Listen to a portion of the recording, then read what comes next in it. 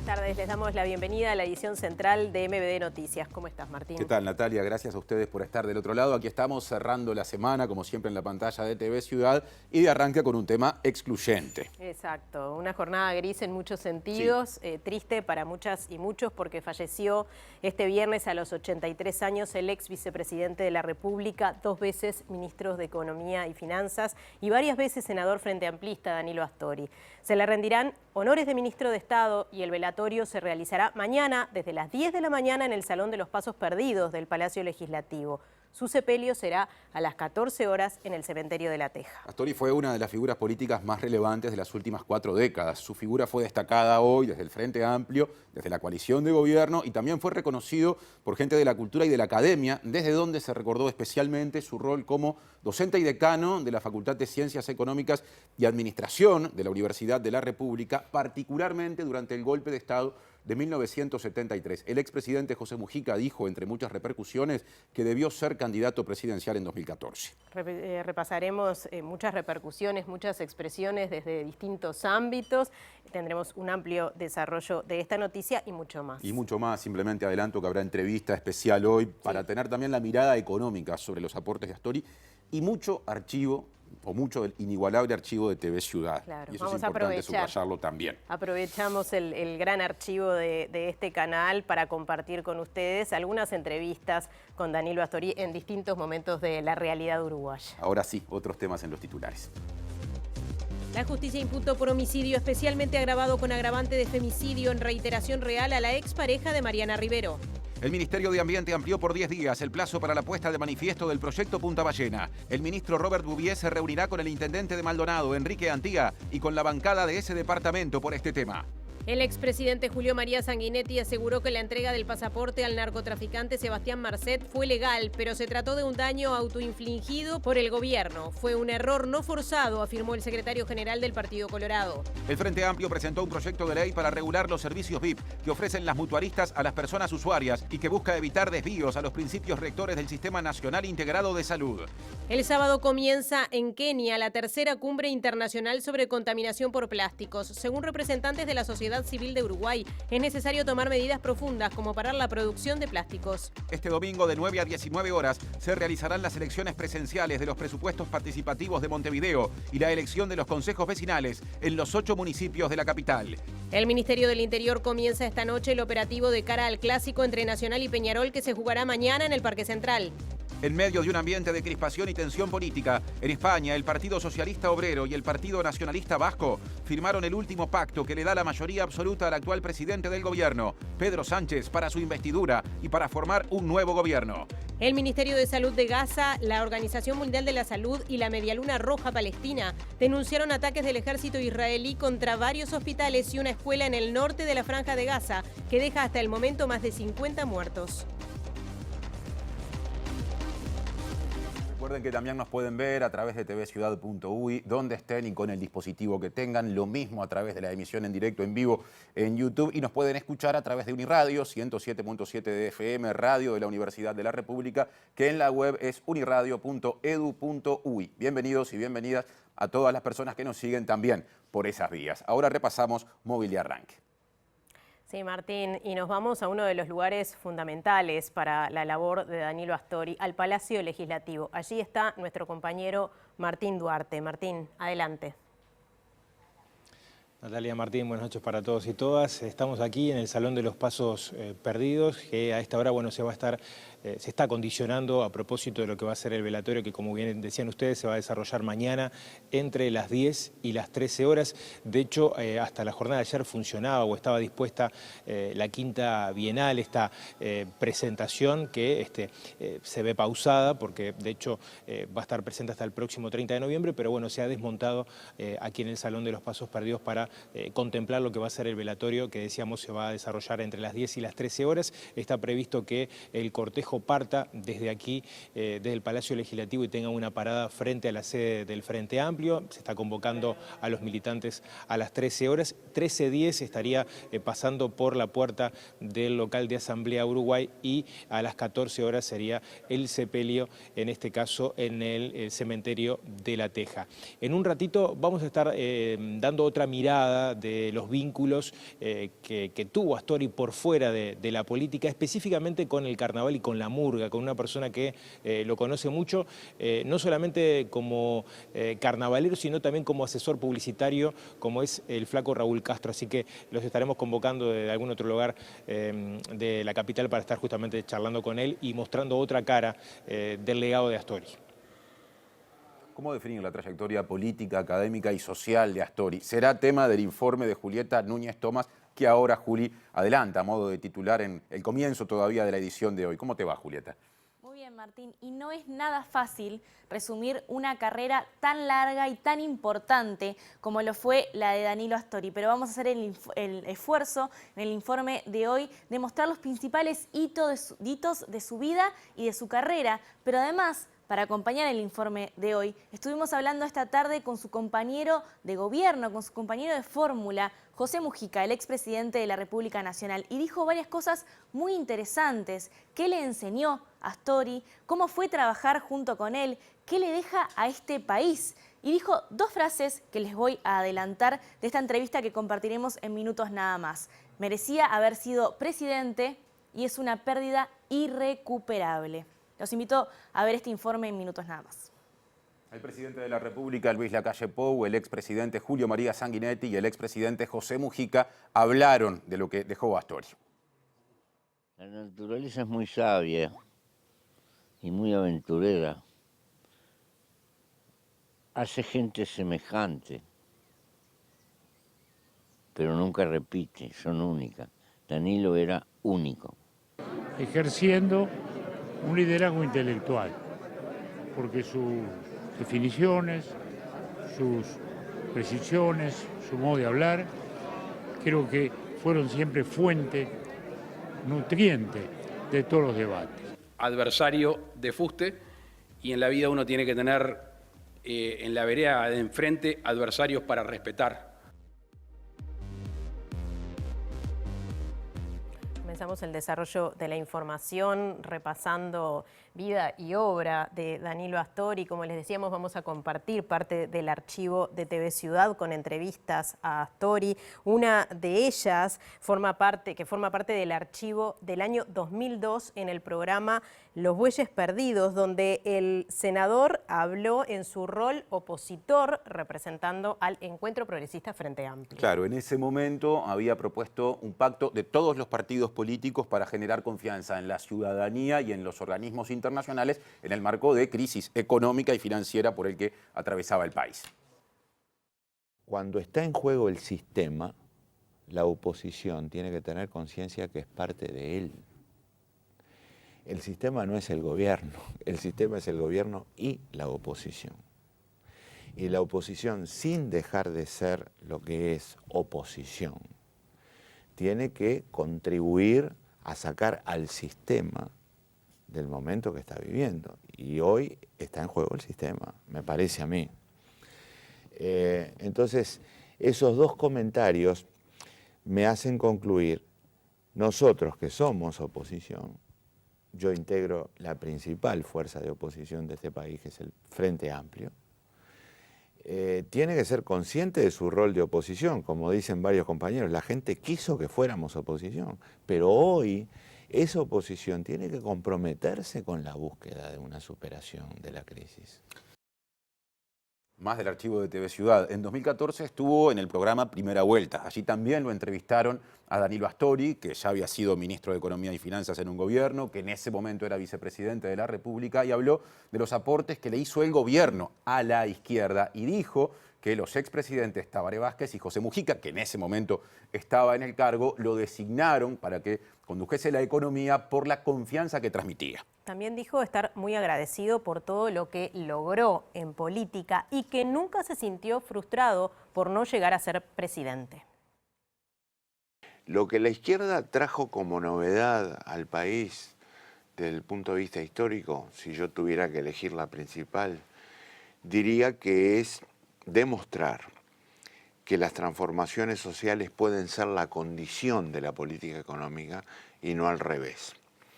Ahora, nosotros logramos, gracias a un equipo formidable, porque esta no es tarea de una persona, puede una persona representar a un equipo, pero el trabajo es del equipo. Y tal vez por eso, tal vez por el hecho de que logramos conciliar transformaciones sociales con alta inversión, pública, privada, nacional, del exterior, y articular eso, como decíamos antes, con equilibrios económicos generales que hayan interpretado que eso generaba confianza en la economía. Yo creo que la generó, lo digo con toda sinceridad, y hayan hecho esos anuncios, ¿verdad? Que hicieron 2 veces Tabaré y una Mujica. Muchas veces me han preguntado, ¿se siente frustrado por no haber podido ser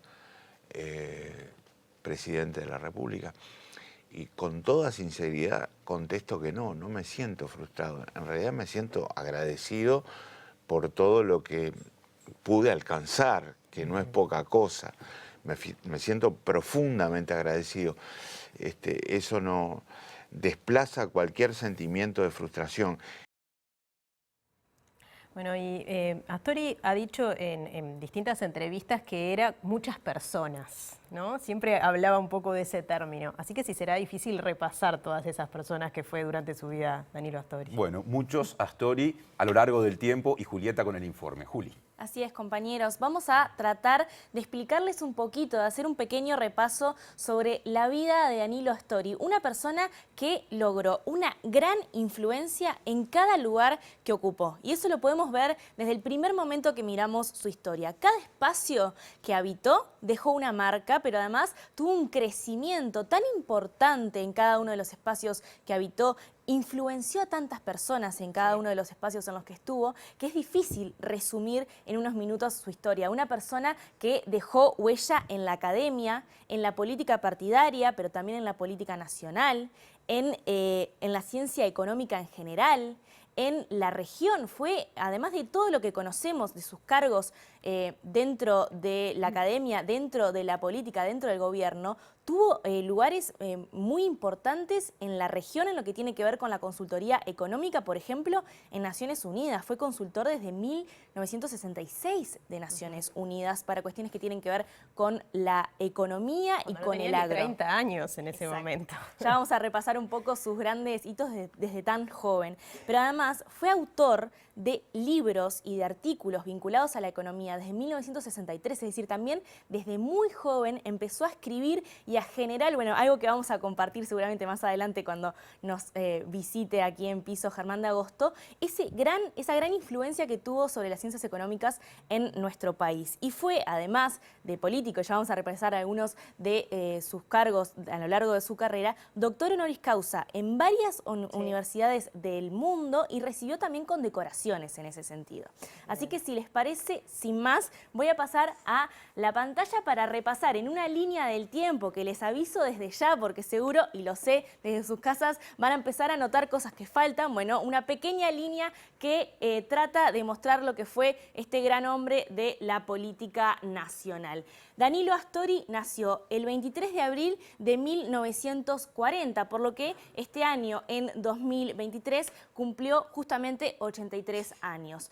Sus estudios, bueno, luego del liceo y de la escuela, cursó sus estudios como contador público y economista en la Facultad de Ciencias Económicas y Administración. Entró a esa facultad en 1958 y egresó en 1963. Pero antes de egresar, en 1962, ya comenzó con su trabajo como profesor universitario. Ya empezó con su trabajo vinculado a la titularidad de algunos cursos dentro de esta Facultad de Economía, de Ciencias Económicas y Administración. Y fue creciendo dentro de la Universidad de la República, teniendo cargos muy importantes, además como asesor universitario, hasta el 2013. Llegó a ser grado 5 de la Universidad de la República y estuvo como profesor titular de las materias más importantes, como por ejemplo Estructura Económica Nacional, Economía del Uruguay y Economía 2, algunas de las materias más importantes de esta carrera. En 1971, años después de recibirse, fue fundador del Frente Amplio, una de las personas referentes dentro del Frente Amplio en lo que fue la fundación y ese empuje de, bueno, uno de los partidos más importantes de la historia de nuestro país. Y tan solo un año después fue su primer periodo como decano de la Facultad de Ciencias Económicas y de Administración. Pero eso fue un proceso muy corto. Fíjense que se interrumpe en 1973. ¿Por qué? Por el golpe de Estado. Y él en una entrevista en la Diaria hace muy poco comentaba cómo en la noche que se dio el golpe de Estado fue a la facultad como decano y se quedó allí a dormir junto con varios compañeros, varios colegas, hasta que desde allí mismo fue detenido y luego destituido, por lo que durante los años de la dictadura se tuvo que dedicar a el trabajo privado, a la actividad privada de la economía, y junto con varios investigadores, junto con varias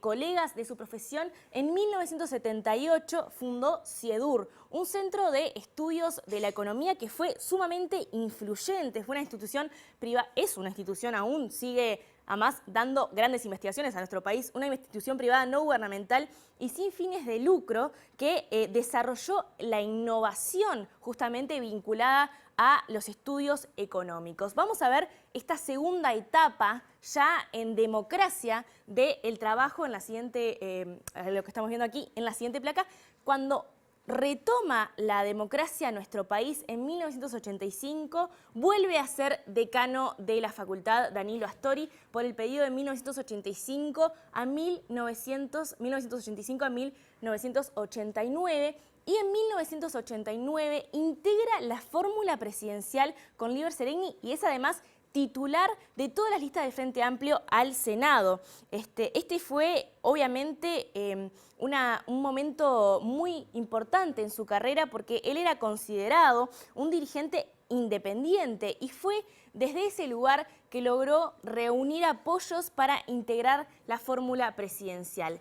En ese momento, evidentemente, como ya sabemos, no ganó esta fórmula presidencial, pero sí, al ser el primero en la lista del Senado, empezó su época en la legislatura de nuestro país, en el Parlamento uruguayo. De 1990 a 1995 fue senador, de 1995 al 2000 también, pero años más tarde, en otros periodos, fue siguientemente siendo electo senador, aunque ocupó otras tareas. En 1994 fundó su sector, Asamblea Uruguay, por donde pasará mañana el cortejo fúnebre, un espacio donde Danilo Astori pudo concentrar sus deseos políticos para encauzar justamente lo que él sentía que se tenía que hacer dentro del Frente Amplio. Y en 2005, en el primer gobierno del Frente Amplio, luego de haber sido nuevamente electo senador, es designado como ministro de Economía y Finanzas. Recordarán esta época del 2005 al 2008 porque hizo una de las reformas más importantes para nuestro país, como lo fue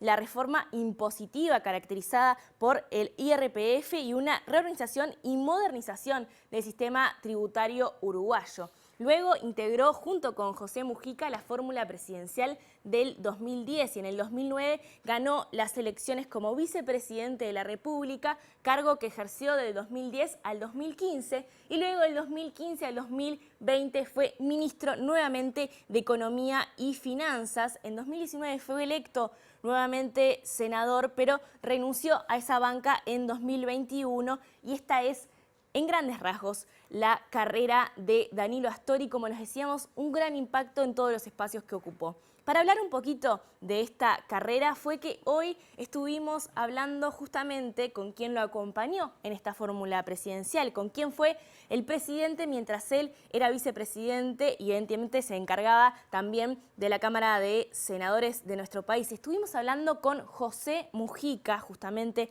en su casa y nos estuvo comentando algunos de sus recuerdos, algunas de las enseñanzas y qué significa haber compartido tantos años con Danilo Astori y sobre todo qué marca, qué impacto dejó en este país. Danilo era único. Y como tal, siempre esperábamos su palabra. cuando teníamos una discusión colectiva en el primer Consejo de Ministros con Tabaré, cuando recién asumimos. Él era ministro de Economía, yo era ministro de Agricultura. Esperábamos siempre la opinión de Danilo, porque valía la pena pensar sus argumentos.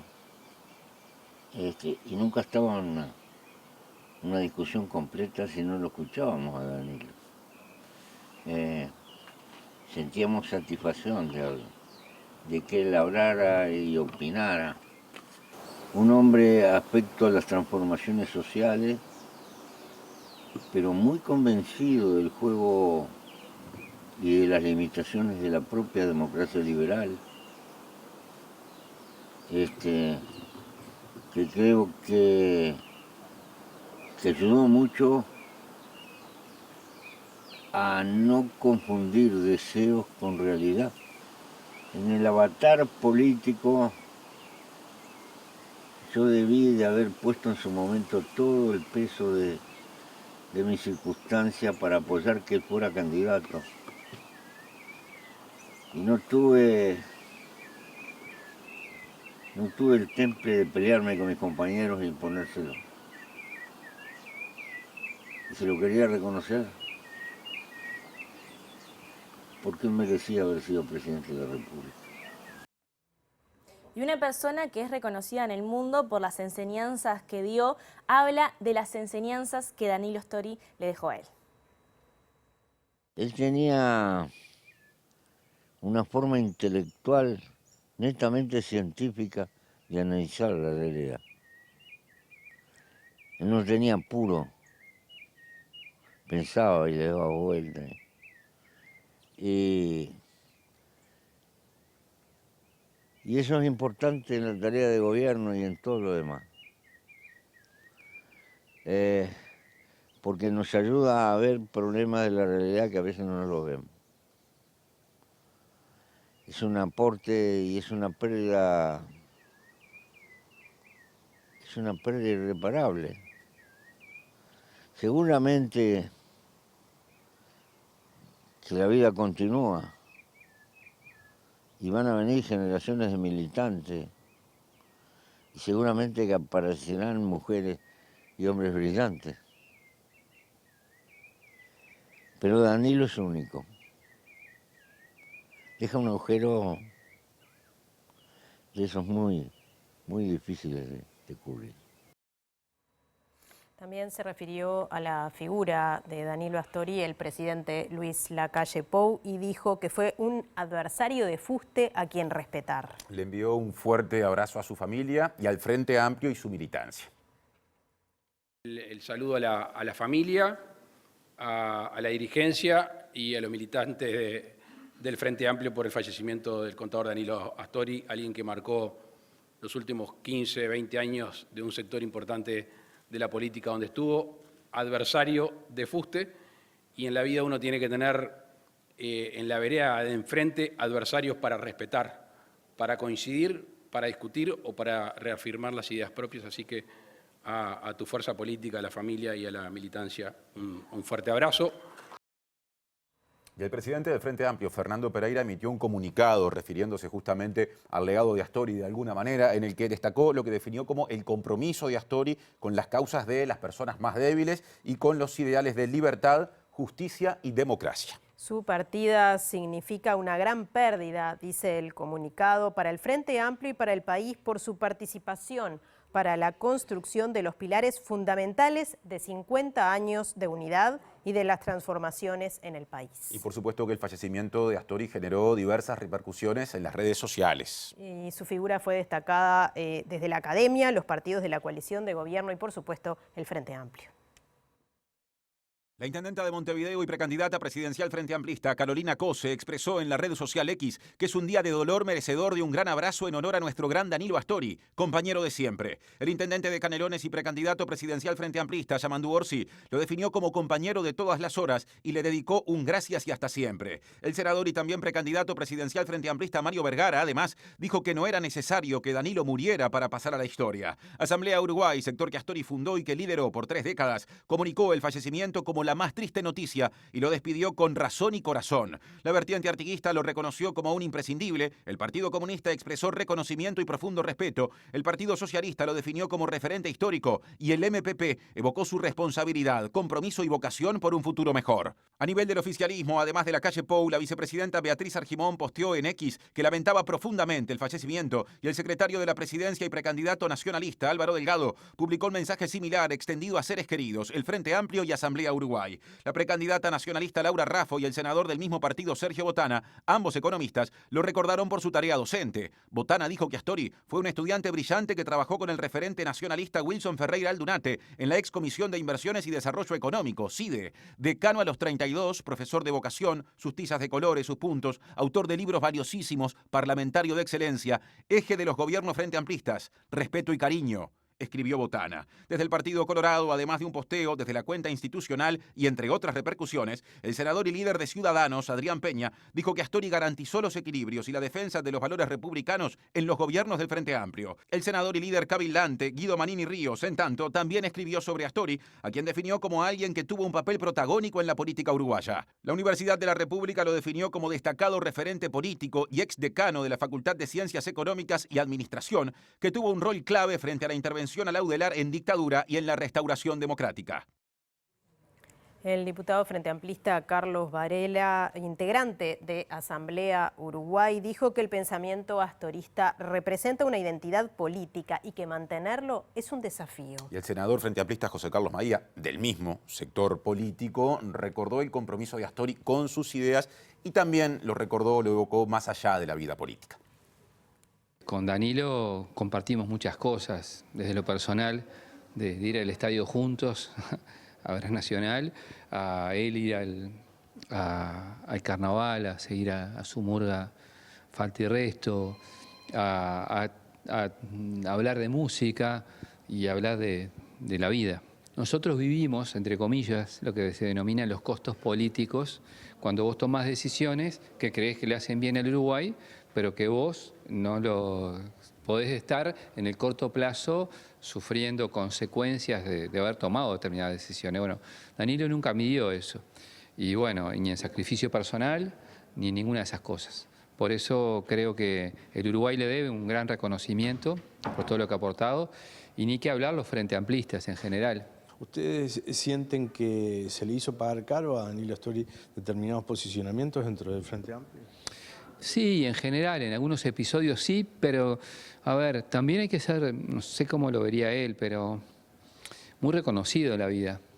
Danilo fue candidato común de todas las listas del Frente Amplio. Fue vicepresidente en una fórmula con José Mujica, fue 2 veces ministro de Economía. No tengo reproches para el Frente Amplio, sino agradecimiento, y supongo que él también lo tendría. No va a ser fácil, pero sí sabemos que tenemos un enorme capital desde el punto de vista humano, desde el punto de vista político, desde el punto de vista intelectual, que tenemos que salvar, que tenemos que fortalecer, que tenemos que hacer permanecer, porque también el Frente Amplio precisa de este espacio. Y hay un pensamiento astorista, así como hay un pensamiento serenista, hay un pensamiento astorista que va a ser nuestra guía. Más repercusiones. El expresidente de la República y actual secretario general del Partido Colorado, Julio María Sanguinetti, dijo que Astori fue un gran ciudadano, un honesto servidor público y un formidable intelectual. Lo definió como una figura central en la modernización de la izquierda uruguaya. Astori ha sido un actor fundamental en el pensamiento, ejerciendo un liderazgo intelectual, porque sus definiciones, sus precisiones, su modo de hablar, creo que fueron siempre fuente nutriente de todos los debates. Le añado a eso el valor de un gran ciudadano, de un honesto servidor público y de un formidable intelectual. Y el intendente de Canelones y precandidato frente amplista, Yamandú Orsi, señaló que la muerte de Astori es un golpazo. También dijo que por más que en los últimos tiempos ya no estaba en la actividad cotidiana, en la vida política, cada vez que publicaba escritos con reflexiones, eso marcaba presencia en la interna del Frente Amplio. Un golpazo fuerte, ¿no? Más allá de que sabíamos que andaba mal, que estaba mal, nunca querés esperar una noticia de esta, nunca querés recibirla. Es una pérdida fundamental, porque más allá de que él no aparecía y no estaba en actividades, sus escritos aparecían, sus reflexiones estaban ahí, entonces no importa la frecuencia, pero saber que lo tenías y que cuando la cosa estaba complicada, fundamentalmente los temas que él mejor manejaba, pero no solo eso, sino la reflexión política serena, no había un párrafo al que vos no le sacaras el jugo. Sí, increíble, como sus libros. Mi primer contacto con él fue desde la academia, desde el pensamiento económico, pero después en la política lo mismo, ¿no? Podías coincidir, podías discrepar en su momento, pero como que cada palabra era ese dardo que va derecho a la esencia. Bueno, y Danilo Astori, entre varias cosas, era contador y economista, era docente muy destacado, y por eso decidimos invitar al economista que trabaja con nosotros todo el tiempo, con quien hacemos los análisis económicos de la realidad cotidiana. Germán de Agosto, bienvenido. Muchas gracias, Nati, ¿cómo andás? Porque marcó a ti en tu profesión y seguramente en el día a día, Germán. No, totalmente, la verdad que súper afligido, súper abrumado quizás por un sentimiento que podría expresar de orfandad, sí. Y que me parece que eso aplica para distintas dimensiones en lo que yo personalmente lo siento, y creo que por las personas y colegas con los que hablé también hay ese sentimiento, y uno tiene que ver desde el punto de vista ciudadano, sí. ¿No? Me parece que en este mundo tan jodido, en esta región tan jodida y en este país que está más jodido que antes, la forma que tenemos hoy de gestionar los disensos, de discutir, de intercambiar ideas, de valorar la pluralidad, me parece que está bastante lesionada, y creo que él siempre fue una figura, por lo menos como yo la veía, que siempre apostó al respeto, al intercambio, a la resolución civilizada, cortés, gentil de esos disensos, a intercambiar del lugar empático con las personas que quizás no piensan en lo mismo, y a gestionar justamente la unidad con la valentía y el coraje con el que tuvo que enfrentar incluso disidencias hacia el interior. Me parece que hay un coraje y una valentía que como ciudadano es para mí sumamente admirable, destacable, es como una orfandad de un faro intelectual, y en particular de esa perspectiva más ciudadana que justo en estos tiempos que corren, ¿no? Esa figura así que construía de esa concordia ciudadana, ¿no? De ese respeto por el que piensa distinto, me parece que ahí hay un primer campo donde yo por lo menos, y por lo que he estado intercambiando, siento hoy esa abrumadora carga de la orfandad. Lo sentías un referente también en ese sentido, como probablemente muchos. Lo veíamos hablando, viste, en esa entrevista en Los Bueyes Perdidos, justamente de la crisis en el año 2002 fue en esa entrevista, cuando él había propuesto hacer un pacto de todos los partidos y hablaba de la oposición como parte del sistema político. Total, la valentía, la unidad, que me parece son cosas que hoy están más ausentes, o sea que ahí hay un primer tema que a mí me moviliza, y supongo que a muchos.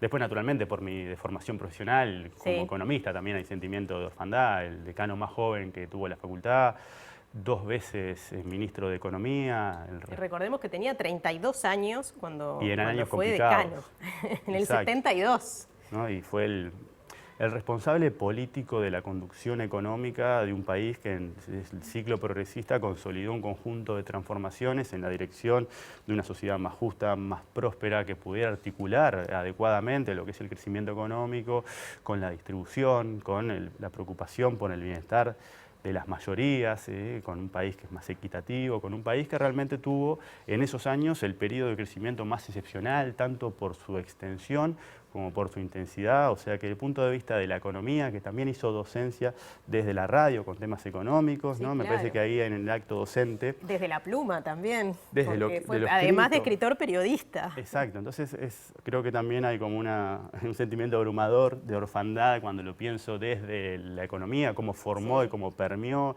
y cómo inspiró a diversas generaciones. Yo he hablado con generaciones para atrás mío y para adelante mío hoy, y hay como esa sensación compartida, independientemente del partido político, independientemente de lo que puedas pensar. Me parece que eso es como la segunda cosa que de alguna manera destacaría, porque bueno, fue el ministro y el gestor político de la transformación económica de un país que hizo un conjunto de cosas que lo acercó justamente a esa senda de mayor prosperidad, donde la combinación de esos valores, todas las cosas que nosotros podemos entender como nobles, la justicia, la equidad, cómo de alguna manera se puede consolidar, siempre dándole importancia a la estabilidad macroeconómica, que eso también en su momento me imagino habrá generado un ruido en la izquierda, en ese ayornamiento de que hablaba Sanguinetti al principio, ¿no?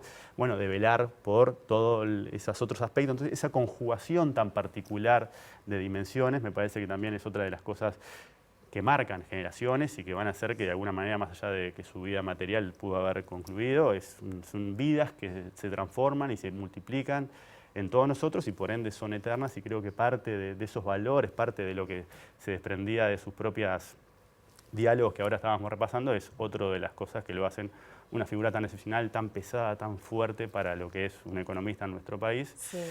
Y hablaba permanentemente de las políticas sociales, ¿no? O sea, además hasta la tesis con la que él se recibe justamente analiza eso, ¿no?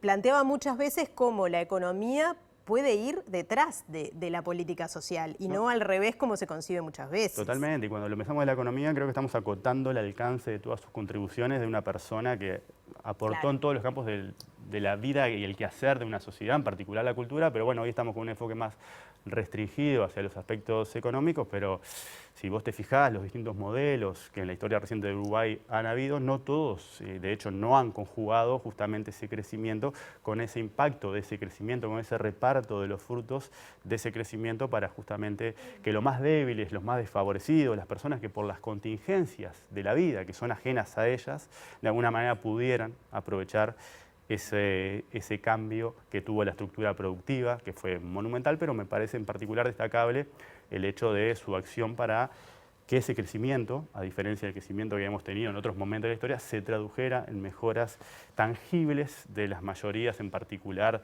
reducción de la desigualdad, reducción de la pobreza. Uruguay logró en muy pocos años reducir y acortar muchísimo la brecha de desigualdad con países de economías más avanzadas, y eso es producto naturalmente de una vocación de las políticas públicas por lograr que ese crecimiento efectivamente sea con derrame, y eso no es una regularidad histórica, eso no es una regularidad. Basta mirar, por ejemplo, los 90, donde vos tenés crecimiento, pero no tenés la materialización de ese crecimiento en los aspectos que hacen a todos los ciudadanos. Totalmente. Y lo último que me parece es esa orfandad desde el punto de vista docente.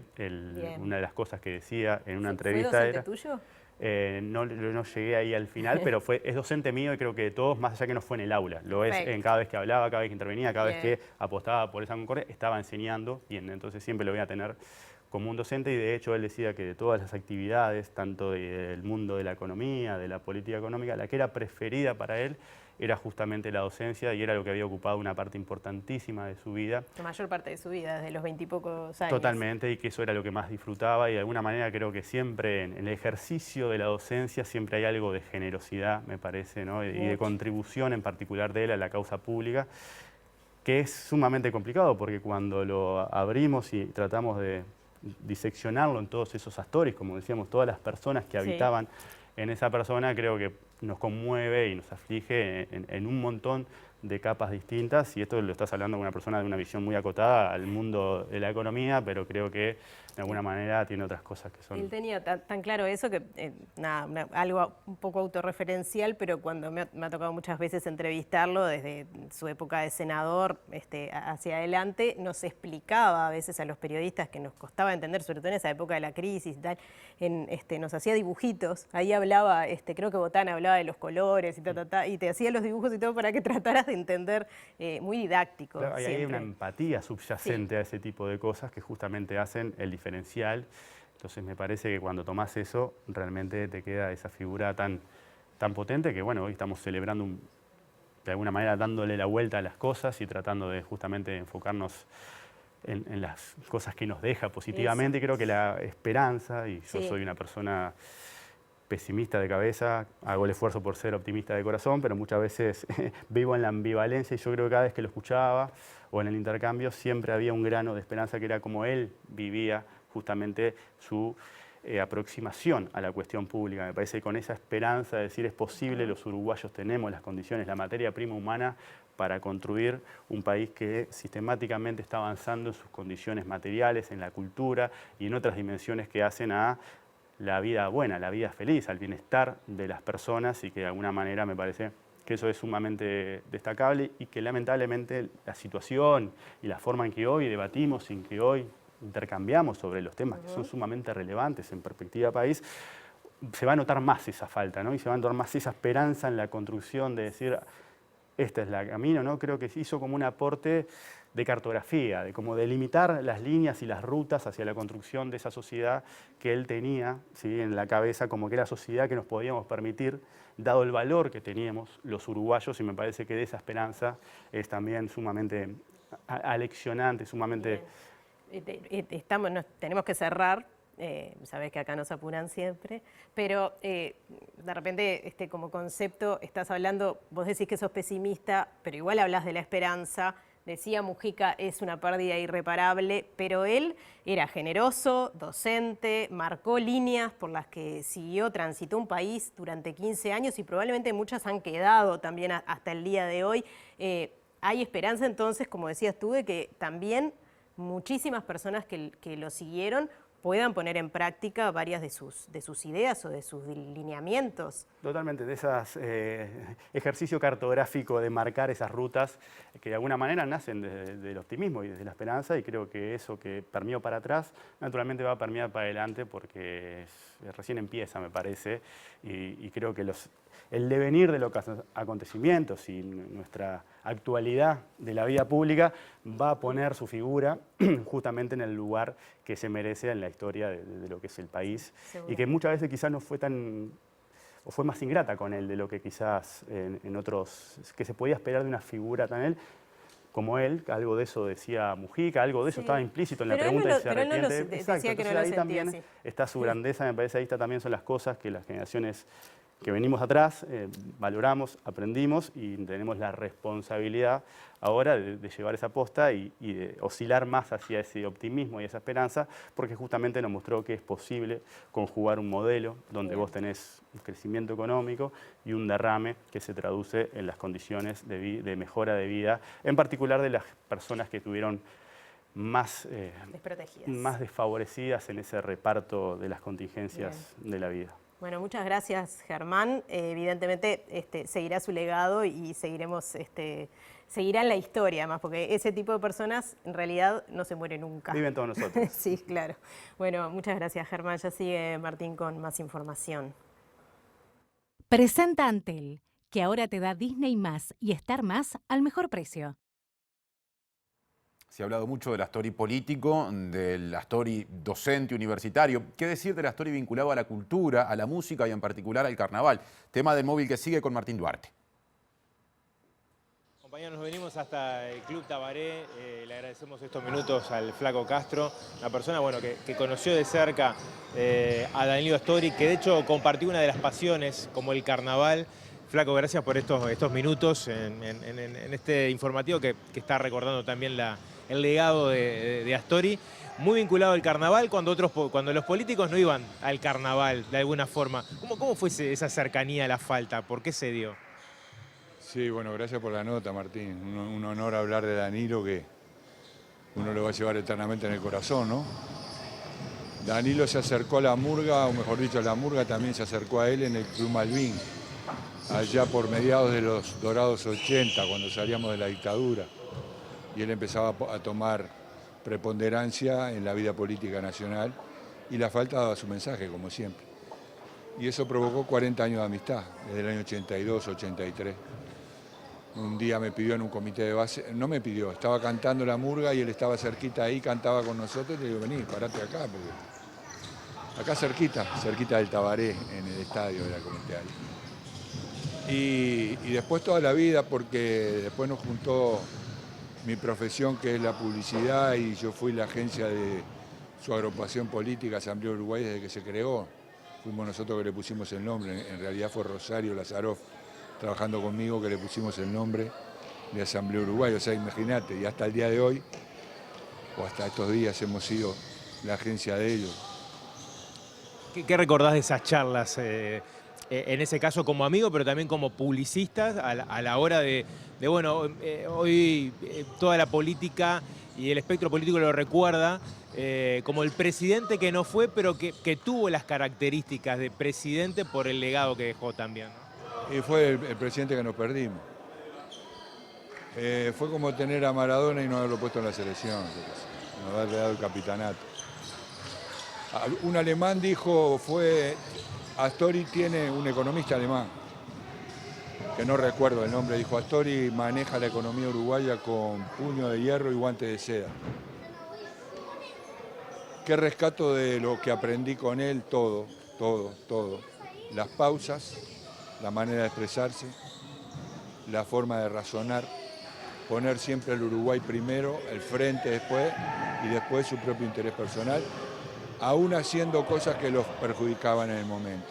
¿Recordás alguna charla puntual? Volviendo un poco al carnaval, de hecho fue muy criticado en el carnaval. Yo recuerdo en el año 97, Araca Lacana, se recuerda mucho ese fragmento, un año después de aprobada la reforma constitucional que habilitaba el balotaje, fue muy crítico con la figura. De hecho, la falta más adelante también, más con la economía, ¿no? ¿Cómo era esa relación de amigos también cuando el carnaval estaba de por medio y a veces se comía algún palo de arriba también? Y ahí cuando se ven los cracks. Danilo tenía un buen humor maravilloso y sabía dónde estaba ubicado. Para conocer a una persona hay que hacerle un chiste que la involucre. Y de acuerdo a la contestación que tenga, ese nivel. Por eso es tan importante el humor murguero, el humor popular, el humor de fondo de bañadera. A veces es medio ordinario, lo reconozco, pero siempre es profundamente sincero. Y entonces Danilo, cuando le hicieron bromas con las que él inclusive sabía que no estaba bien y que se calentaba por dentro, daba ejemplo, siempre dio ejemplo. Es más, cuando yo lo critiqué, más me felicitaba. Un genio. Tenía toda la carpeta y la calle que no demostraba. Parecía que no, pero la tenía. Tal vez ese fue su peor pecado. Vos decías que, para cerrar, fue el presidente que nos perdimos como país. ¿Qué le hubiera aportado desde ese lugar, más allá de lo que aportó como economista, como vicepresidente? Y lo que te acabo de decir, como si todo lo que le aportó Maradona al fútbol. Gracias, Flaco, por estos minutos. A vos. Nos despedimos acá de Club Tabaré, bueno, reflexionando, charlando, recordando también algunos aspectos por fuera de la política y de la economía de Danilo Astori. Presentó Antel, que ahora te da Disney+ y Star+ al mejor precio. Y en el archivo, por supuesto, encontramos uno de los programas de Todo Carnaval del año 2009, en el que Astori hablaba de su querida murga Falta y Resto desde la cabina de TV Ciudad en el Teatro de Verano. Recordó en esa entrevista distintos momentos vividos cerca de Falta y Resto, alguno quizá recién mencionado por Raúl Castro, y también algunos enojos con distintas integraciones del jurado del concurso oficial de agrupaciones en tiempos en los que los fallos no fueron buenos para la falta. ¿Calentado con la falta que estaba para ganar y la voltearon, la mataron? La falta no, con el jurado. No, mucha calentura. Sí. La última gran calentura fue el último año. La del 2007. Exacto. La de Anarquía. Exactamente, porque Anarquía y Agarrate Catalina se merecían otras calificaciones que las que tuvieron. Agarrate Catalina también. O sea, bueno, son las reglas de juego, pero sí me he calentado. Y me he calentado especialmente en 1992, en 2007 y en 2001 también, ¿sabes? ¿Cuál fue 2001? No me acuerdo. En 2001 salimos segundos, por muy poquito, pero teníamos una presentación de novela, rompe el silencio, parte el silencio en la noche un coro murguero, así. Ahí arrancaba, era como una clarinada. Exactamente. Un coro murguero. Es la voz de febrero, tiempo de carnaval.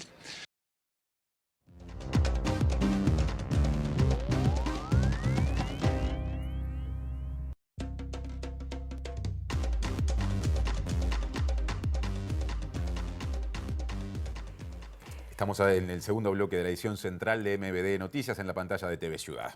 Y les contamos que el Frente Amplio presentó un proyecto de ley para regular los servicios VIP de las mutualistas con el objetivo de evitar desvíos de los principios rectores del Sistema Nacional Integrado de Salud. Se trata de un proyecto de ley que entró esta semana al Parlamento y que establece que las prestadoras de salud no podrán implementar acuerdos o convenios considerados onerosos, esa es la palabra, con la población usuaria para otorgarle acceso preferencial.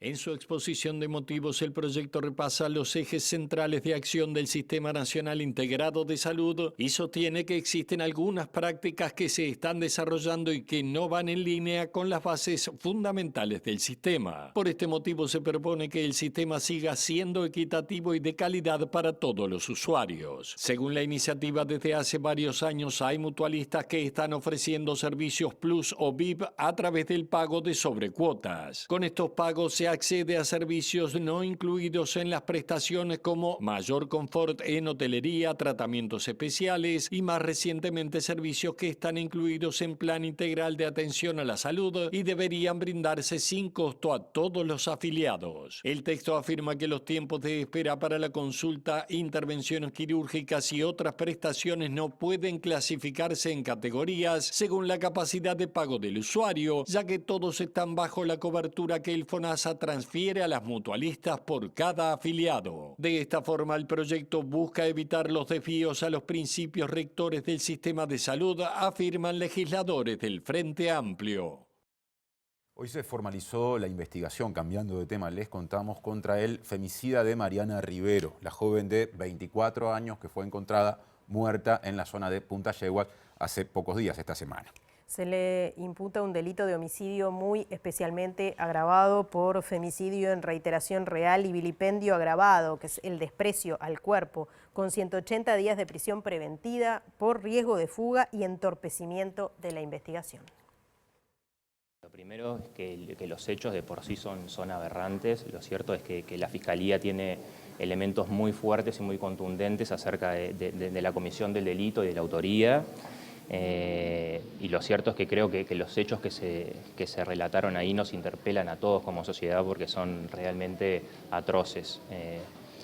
Más que eso no puedo decir. ¿Este hombre se comunicó con el padre de la víctima después de haber cometido el crimen? ¿Cómo fueron esas comunicaciones? Así es, bueno, es un elemento más de la atrocidad, ¿no? Porque luego de haber cometido el homicidio de la forma en que lo cometió, se comunicó por teléfono celular con el padre de Mariana y bueno, hacía como que si nada hubiera pasado, decía que la extrañaba, le requirió alguna prenda como para recordarla y demás, con lo cual creo que hace un elemento de perversión tremendo. Nosotros como defensa de la víctima tenemos encomendado en el juicio oral trabajar para que no solo se le impute la figura del femicidio, sino que se le aplique la pena más alta. ¿Había denuncias previas? Porque se habla de una relación tóxica y de varios episodios de violencia de género. ¿Había alguna denuncia previa? Denuncias previas formales no, pero sí es que la familia describe una relación muy complicada, con mensajes muy complicados y situaciones de violencia de género muy fuertes y muy impactantes. Por otra parte, la unidad de víctimas de Fiscalía se encuentra trabajando con los padres de Mariana Rivero, brindándoles contención y apoyo. Otro asunto, el Frente Amplio presentó un proyecto de ley de protección de los derechos de niños, niñas y adolescentes en los entornos digitales. Busca prevenir el abuso de menores a través de Internet y por ahora el proyecto no avanzó, o en todo caso el debate del proyecto no avanzó en la comisión respectiva de la Cámara Baja.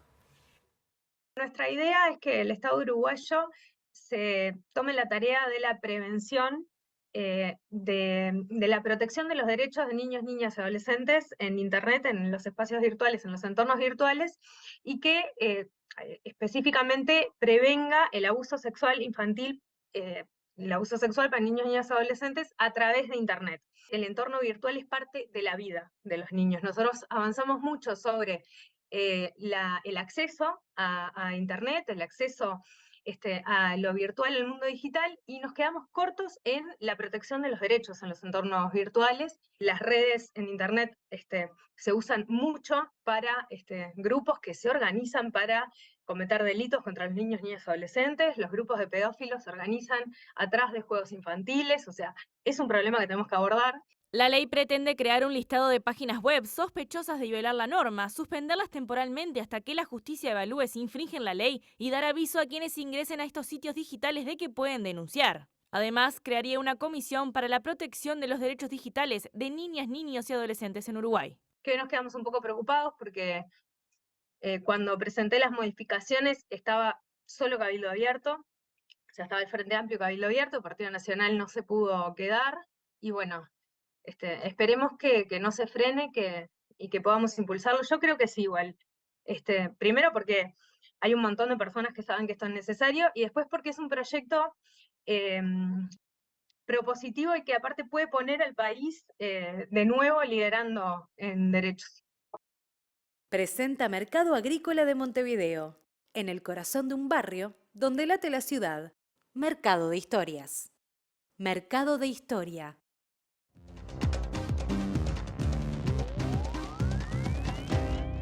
¿Qué tal? Buenas noches. Abrimos el capítulo internacional hablando de España, donde está pasando de todo.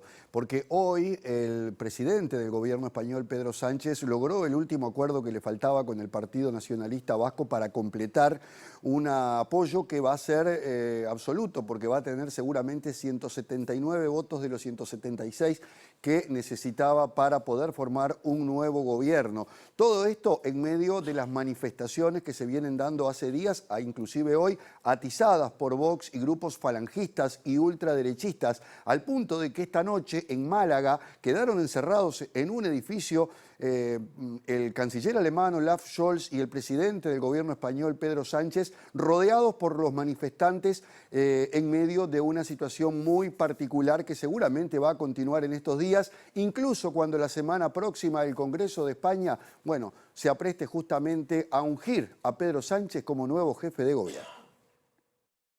El presidente en funciones del gobierno español, Pedro Sánchez, firmó hoy con el Partido Nacionalista Vasco el último acuerdo que le quedaba para asegurarse la mayoría absoluta en la investidura que se celebrará la próxima semana en el Congreso de los Diputados y que le permitirá revalidar el cargo durante los próximos 4 años. El presidente de la formación vasca, Andoni Ortúzar, compareció ante el Congreso de los Diputados tras la firma del pacto con el Partido Socialista Obrero Español y afirmó que es deseable que todas las fuerzas políticas actúen con altura de miras para defender la democracia y las instituciones, justificando su acuerdo con Sánchez. Además de destacar el acuerdo en varias reivindicaciones históricas del PNV, Ortúzar rechazó las movilizaciones con actos violentos y con lemas franquistas en las últimas jornadas, asegurando que no apoyará al Partido Popular en ningún ámbito, mientras siga asociado a la ultraderecha de Vox. La última semana ha estado marcada por violentas manifestaciones atizadas por Vox y otros grupos de ultraderecha en las principales ciudades, ante lo que consideran una traición a España y un golpe a la democracia que ha dejado decenas de heridos y detenidos. Jornada sangrienta y dramática en Gaza. El secretario, o mejor dicho, el director de la Organización Mundial de la Salud, Tedros Ghebreyesus, esta noche en el Consejo de Seguridad dijo que un niño muere cada 10 minutos en la franja y que no hay lugar a salvo para ninguna persona. Esto luego de que Israel atacara hoy varios hospitales y una escuela que ha provocado decenas de muertos y, por supuesto, decenas de heridos en una situación que ha hecho que la Organización Mundial de la Salud, la Cruz Roja, la Media Luna Roja Palestina instaran a un llamado de atención a la situación que se está dando en la Franja de Gaza. El presidente francés Emmanuel Macron le pidió al gobierno israelí que cese inmediatamente los ataques, mientras que el presidente colombiano Gustavo Petro dijo que va a llevar una denuncia a instancias internacionales, pues considera que estos ataques son miserables y genocidas. Escenas de pánico y derramamiento de sangre se registraron en el hospital Al-Jifa, el más grande de la Franja de Gaza, luego de que el patio del lugar donde se refugian decenas de familias fuera atacado por el ejército israelí por segunda vez este viernes, detalló el Ministerio de Salud del enclave y trabajadores de la Organización Mundial de la Salud. Los nuevos ataques se producen en medio de continuos bombardeos de las fuerzas israelíes contra hospitales de la Franja, asediada durante las últimas horas con incursiones terrestres y bombardeos de artillería cerca de los hospitales Al-Nazar y Al-Oyun en la ciudad de Gaza. Los hechos se registran en momentos en que las tropas de Israel se adentran en los densos barrios urbanos del norte del enclave palestino y el gobierno de Benjamín Netanyahu justifica los ataques resaltando que miembros de Hamas se ocultan en las instalaciones, versión que ha sido rechazada por el grupo islamista y trabajadores de la salud. El portavoz de la Oficina de Coordinación de Asuntos Humanitarios de la ONU, Jens Lerke, describió la situación señalando que si hay un infierno en la tierra, su nombre es el norte de Gaza y que su existencia implica muerte, depravación, desespero, desplazamiento y literalmente oscuridad, ya que toda la franja ha sido sumida en la oscuridad desde el 11 de octubre, cuando fue apagada la red eléctrica y dejó de entrar el combustible. El funcionario de Naciones Unidas destacó que además de los continuos ataques aéreos y terrestres y la magnitud de muertes, se suma la imposibilidad para los civiles de recibir elementos básicos para sobrevivir como agua y alimentos, cuando la cifra de muertos supera las 11.000 personas, 4.500 de ellos niños. Presentó Mercado Agrícola de Montevideo, en el corazón de un barrio donde late la ciudad. Mercado de Historias. Mercado de Historia. Otras informaciones volviendo al ámbito local, pero que conectan a Uruguay con el mundo, porque el portal especializado en crimen organizado transnacional Inside Crime publicó un dossier sobre Marcet y los vínculos de su organización delictiva. Dentro de los contactos políticos que se le atribuyen figuran el exministro de Relaciones Exteriores Francisco Bustillo, la ex subsecretaria de Cancillería Carolina H. y el expresidente paraguayo Horacio Cartes. Las conexiones más poderosas de Marcet hacen parte del clan Insfran, una familia que tiene nexos con organizaciones criminales transnacionales y políticos del más alto nivel en Paraguay, comienza el artículo elaborado por el investigador Christopher Newton. El dossier establece la logística y las rutas de la cocaína que Marcet exportó a Europa, señalándolo como líder de una red definida como un conjunto flexible de negocios y lazos familiares que le permitieron convertirse en el mayor traficante de uno de los países más pequeños de Sudamérica. Al respecto consigna que son varios los gobiernos que sospechan que Miguel Insfran ordenó en mayo de 2022 el asesinato del fiscal paraguayo Marcelo Pecci en Colombia, que investigaba homicidios y narcotráfico cuyos rastros llevan al clan Insfran y a Marcet. Se recuerda que el 12 de agosto de 2022 el presidente de Colombia, Gustavo Petro, apuntó a Marcet por ese crimen y que uno de los imputados declaró que los instigadores fueron Miguel Insfran y el expresidente Cartes, cuyo tío Juan Domingo Viveros Cartes, acota Inside Crime, piloteó el cargamento de droga que llevó a Marcet a prisión por primera vez en 2013. El informe incluye perfiles de los integrantes del grupo Marcet y reconstruye sus vínculos políticos y criminales. Por Uruguay figuran el ex canciller Francisco Bustillo y la ex subsecretaria Carolina H. Y por Paraguay, Cartes, el senador Enrico Galeano, el ex ministro Joaquín Roa y el exdiputado Carlos Osorio, entre otros. El sábado comenzará en Kenia la tercera cumbre internacional sobre contaminación por plásticos. Sí, lo que se busca generar es un instrumento que sea vinculante en términos jurídicos. Y desde la sociedad civil en Uruguay, representantes de distintas organizaciones, lo que dicen es que es necesario que se tomen medidas profundas, entre las que enumeran parar la producción de plásticos. Desde el sábado próximo hasta el 19 de noviembre se realizará en Kenia una instancia de negociación entre países de las Naciones Unidas, entre ellos Uruguay. Participan representantes uruguayos de organismos estatales y de la sociedad civil. Es el caso de la Red de Acción en Plaguicidas y sus Alternativas para América Latina, Uruguay. Este es un proceso larguísimo que justamente tiene como objetivo que todos los países del mundo se pongan de acuerdo en tomar medidas específicas para eliminar los plásticos, porque los plásticos es un problema grande, muy, muy grande a nivel de todo el mundo. Y las medidas deben de tomarse a nivel mundial. Y cada vez tenemos más plástico en el agua, en el suelo, en el aire, y medidas a nivel de los países. Muchos países ya han tomado varias medidas, pero no son suficientes. Una de las medidas más importantes es parar la producción. Es parar la producción, ya no se siga produciendo más. Es la medida. El tema es que, claro, además que no nos tenemos que olvidar que el plástico está hecho de petróleo y de químicos que son altamente tóxicos. Por eso el plástico tiene esa flexibilidad, el color, el brillo. Ahora cambiamos de tema porque el Ministerio del Interior presentó los detalles del operativo de seguridad que se va a realizar mañana en torno al clásico que van a jugar por el Campeonato Uruguayo Nacional y Peñarol en el Parque Central. Involucrará a 600 personas de la plantilla policial. Comenzará esta noche y se extenderá hasta la noche del sábado.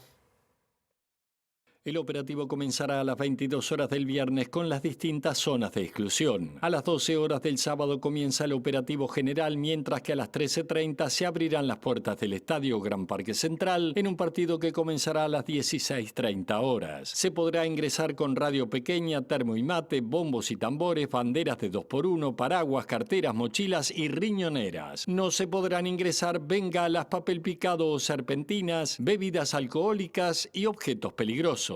Los operativos van a comenzar desde zona metropolitana y unos 600 policías serán los que estarán afectados y van a trabajar. Habrán unos puntos estratégicos para controles y después se van a tomar, como siempre, lo que son las terminales como puntos fundamentales para desplegar algunos operativos policiales.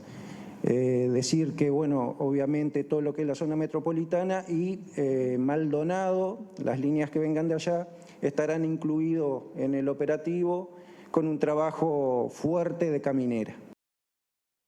Y el director técnico de la selección uruguaya de fútbol, Marcelo Bielsa, habló hace instantes en conferencia de prensa sobre la posible convocatoria a Luis Suárez. Claro, porque se vienen otra vez las eliminatorias con las últimas 2 fechas de este año, quedarán después 12 partidos más para los próximos 2 años. Uruguay va a jugar el jueves que viene en la Bombonera en Buenos Aires contra Argentina, nada más ni nada menos, y el martes posterior, 21 de noviembre, en el Centenario en Montevideo contra Bolivia.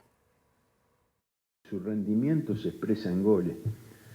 Si Suárez juega muy bien y no convierte,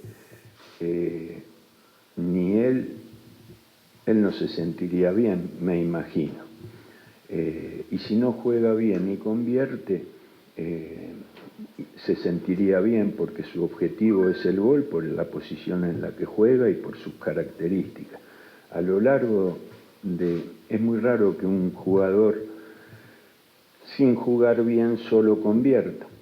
Entonces yo lo que creo que el rendimiento ha sido parejo, porque aparte, ¿qué indica que un jugador juega bien cuando es goleador, aparte de convertir goles? La asistencia.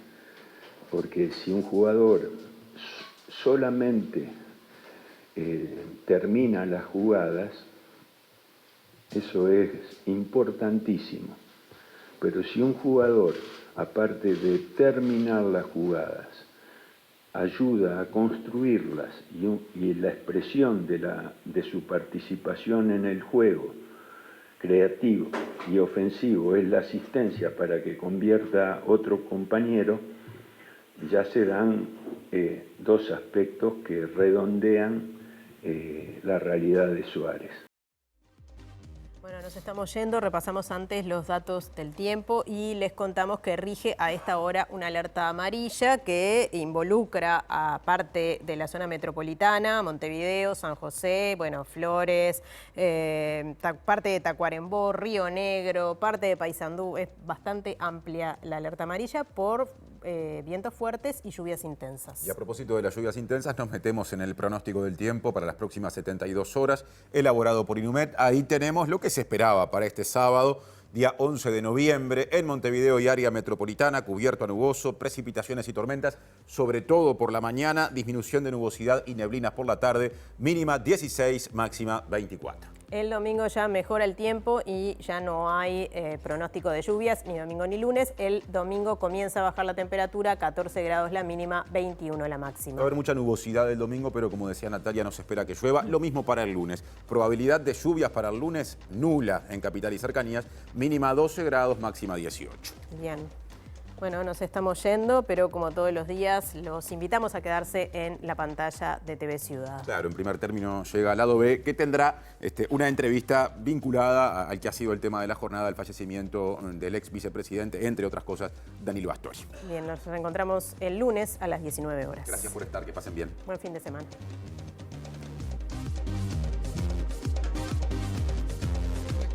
A los 83 años, el ex vicepresidente de la República, 2 veces ministro de Economía y Finanzas y varias veces senador, Danilo Astori. Se le rendirán honores de ministro de Estado y el velatorio se realizará mañana a las 10 de la mañana en el Salón de los Pasos Perdidos del Palacio Legislativo. La justicia imputó por homicidio especialmente agravado con agravante de femicidio en reiteración real a la expareja de Mariana Rivero. El Ministerio de Ambiente amplió por 10 días el plazo para la puesta de manifiesto del proyecto Punta Ballena. El ministro Robert Bouvier se reunirá con el intendente de Maldonado, Enrique Antía, y con la bancada de ese departamento por este tema. El expresidente Julio María Sanguinetti aseguró que la entrega del pasaporte al narcotraficante Sebastián Marcet fue legal, pero se trató de un daño autoinfligido por el gobierno. Fue un error no forzado, afirmó el secretario general del Partido Colorado. El Frente Amplio presentó un proyecto de ley para regular los servicios VIP que ofrecen las mutuaristas a las personas usuarias y que busca evitar desvíos a los principios rectores del Sistema Nacional Integrado de Salud. El sábado comienza en Kenia la tercera cumbre internacional sobre contaminación por plásticos. Según representantes de la sociedad civil de Uruguay, es necesario tomar medidas profundas como parar la producción de plásticos. Este domingo de 9 a 19 horas se realizarán las elecciones presenciales de los presupuestos participativos de Montevideo y la elección de los consejos vecinales en los 8 municipios de la capital. El Ministerio del Interior comienza esta noche el operativo de cara al clásico entre Nacional y Peñarol que se jugará mañana en el Parque Central.